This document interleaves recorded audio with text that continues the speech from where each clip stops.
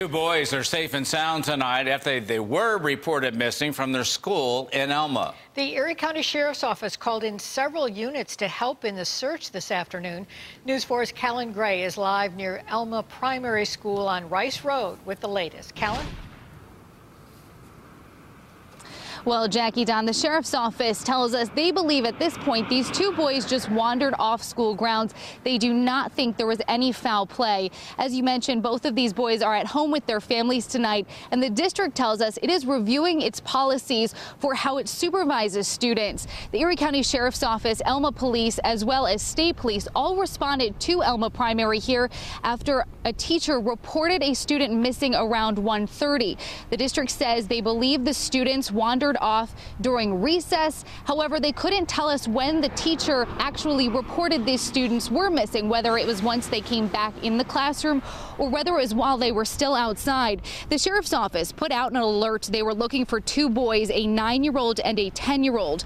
They used canine units to track the boys' scent through the woods on the back of the premise, and a state police helicopter was also used.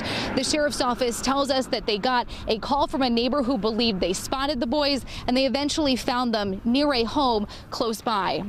At this point, there's no sign of foul play whatsoever. It just really looks like, as you said, it was a beautiful day, and we'll be reviewing our policies and practices of supervision here at Iroquois. I think more or less they knew that they may have wandered off, and we're relieved that somebody.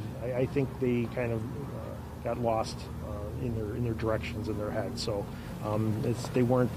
Can't say they were probably too scared or anything, but they're relieved that they finally they had their directions back once we located them. We asked the superintendent who was outside supervising these boys and the other students during recess. He told us that can depend day to day, but there should have been teachers as well as aides outside. The number of those teachers and aides depends on how many classes were outside. The superintendent tells us that that will be part of the investigation, determining who was supervising these students and how these students were able to walk off campus.